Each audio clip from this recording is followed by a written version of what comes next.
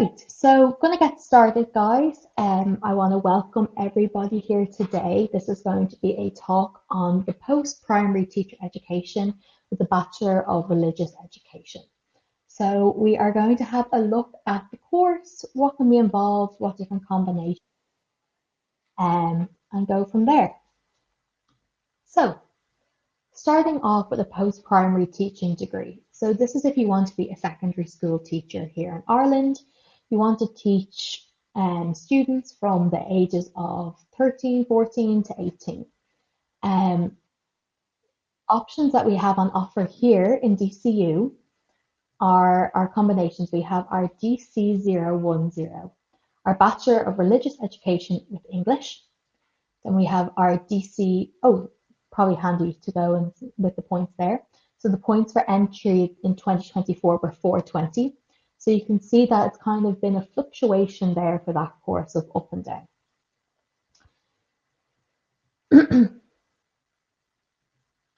So then your DC011, your Bachelor of Religious Education and History.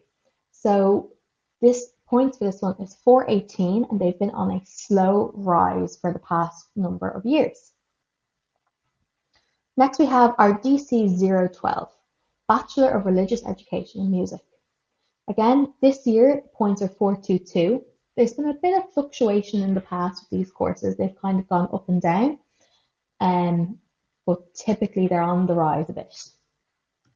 So, having a look at what you'll study and what to expect when studying this course. You're going to have a look at a broad range of different modules that focus around education and prime focus, and then specifically with your religion, and then we're going to have a look at your So you're going to look at history of education. You're going to look at the philosophy of education, the psychology of education, and the sociology of education. There's a number of different routes and different levels of depth that are involved when you're studying your education. Then we have our educational technology. We're in an ever-developing technological world. It's huge. Technology is being brought into the classroom left, right, and centre. I'm sure some of you have remembered maybe being in primary school having whiteboards or blackboards, and now almost everywhere has their interactive whiteboards. So bridging that gap, learning how to move from using a whiteboard or something that doesn't involve technology to using technology in the classroom is a big jump, and it's something that we need to equip our future teachers with. The curriculum and assessment around being a teacher. How do you plan out your curriculum? What are key elements to have involved? And having a look at how you're going to assess that. Especially when you're coming to secondary school teaching level, there's going to be a big difference between teaching at junior cert versus teaching at leaving cert level. An element of that as well is going to be adapting to how teaching is changing, bringing in different continuous assessment modules and different models like that. So you have to learn how to teach differently, how to adapt what you've been doing in the past and how you can change it to best suit your students. Then you're going to have a look at particularly your religious education, where you'll study all world religions. This can be a great way to have a well-rounded knowledge of your different world religions. So when you go into your schools, you'll be able to teach them with a good knowledge. Then, depending on your selected combination, you'll be doing English, history, and music education as well. So, what's great with this course is that you have 30 weeks placement in total. That equals 25% of your overall program. It's an absolutely amazing element of the degree. In your first year, you're going to be out in placement for 4 weeks. So you're going to be student facing. You're going to be working directly with them. Year 2, it increases to 6 weeks. Year 3, 8 weeks. And then in your final year, in year 4, it'll be a 14-week-long placement. This is going to give you really great skills to develop what you're using in the classroom, and then looking at how that applies to knowledge you've learned in your own lectures and your own study. We also have then what we call a micro placement. So this is where you're going to have peer teaching and teaching online. And this predominantly takes place in your first and second year when you're not out on very heavy lengths of placement. A way to build in and so that you don't have to necessarily be in the classroom. It's going to use your peer teaching. So you can be placed with a fourth year or a third year who can help you, give you their advice, show you their learnings. It's a brilliant way to develop outside of your placement and outside of the classroom. So we take a thematic approach to your professional placement and we make sure that they align with key skills. So in your first year, when you're out on your placement, you're going to predominantly focus on being on a teacher as a communicator, seeing how they speak to the classroom, how you tailor your learnings, how you tailor your lessons. It's going to be very different teaching religion to a group of first years versus teaching religion to sixth-year students who might be taking it as a Leaving Cert subject. Your second year then, you're looking at the teacher as an assessor and a curriculum maker. As I mentioned before, looking at how you place your, do you want to do weekly tests? Do you want to do monthly tests? How you're going to set your curriculum around that so that we can achieve the goals that your class needs.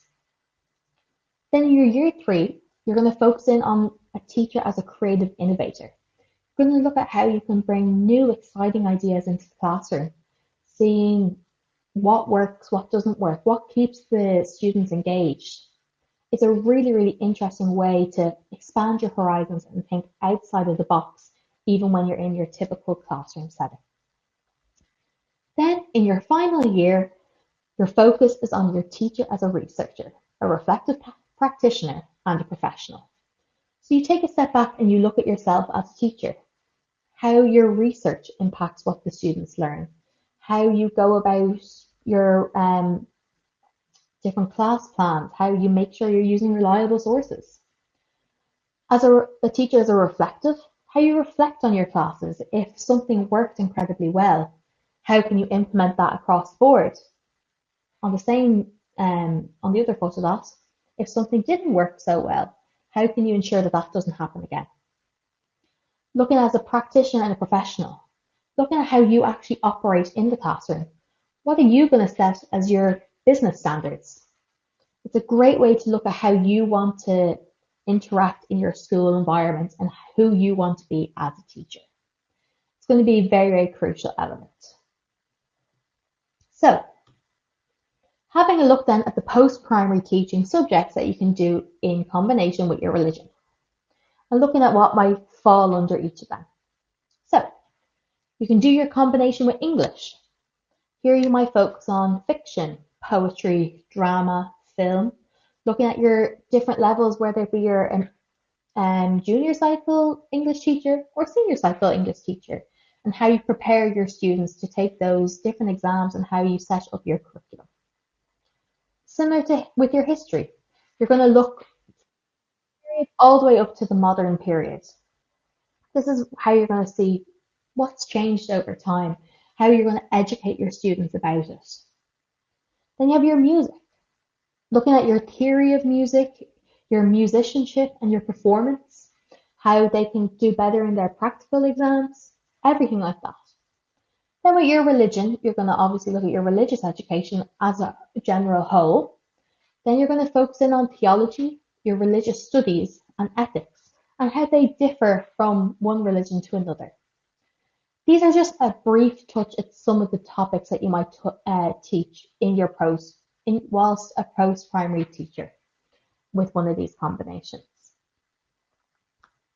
So, what's nice to point out, and feedback that we've gotten from different graduates and different students that we've had on this course, is that a major attraction of the degree is that it's a 4-year course that takes place in small class groups, even though you're within a larger university context.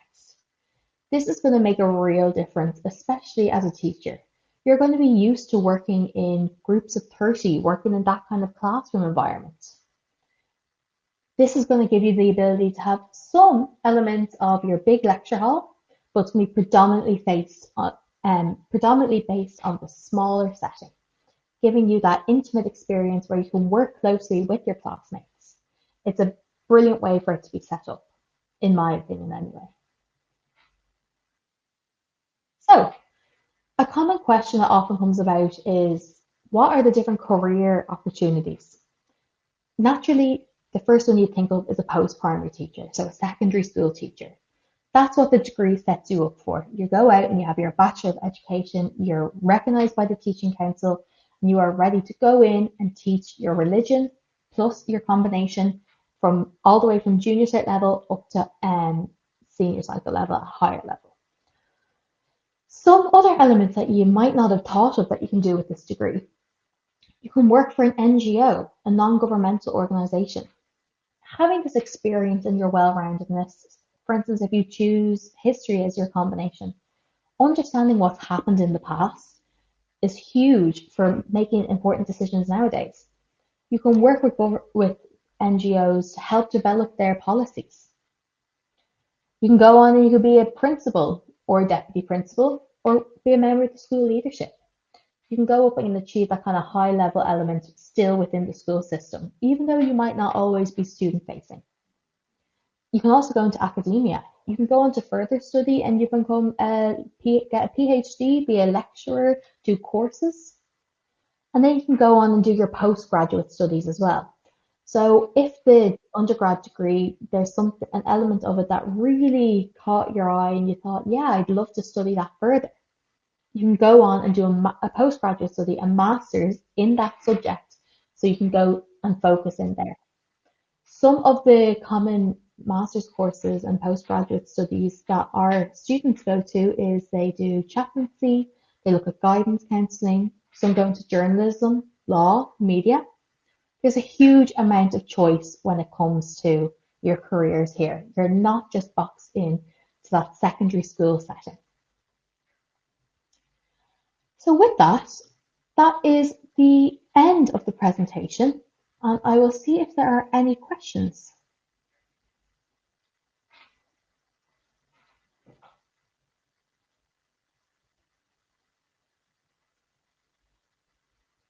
How many places are in the religion and history course, please?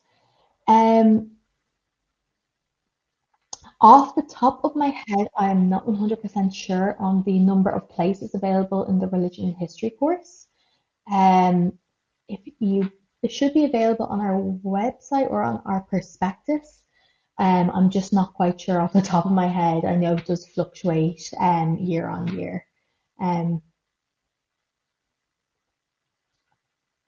So for music, would I need grades in piano? No, you don't need to have your grades in piano. Having a background would definitely help you. Just with your understanding yourself of reading music and those elements, it would definitely help, but it's not a entry requirement. Then do you have to go to a new school each time you go on placement? So you would typically go to a new school each time you go on placement. If you do have your own secondary school or you know someone who's a teacher or a principal in a secondary school, you can make a request to go to that secondary school for one of your placements. But typically you would be sent out to different schools just so that you get a more diverse experience.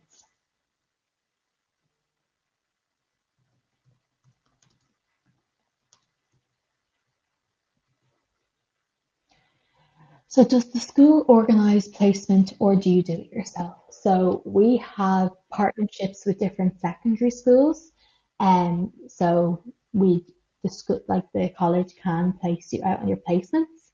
But like that, if you know someone and they want to take you on for your placement, you can kind of write in or talk to your course chair and get that set up so that you can go out to that school, like your own.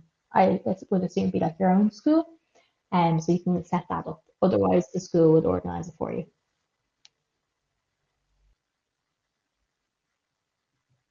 Okay, great. So I'm going to sit here just for a little while. If there are any other questions, please do pop them into the chat box and I'll be able to answer them for you. Yeah, thanks a million guys for tuning in.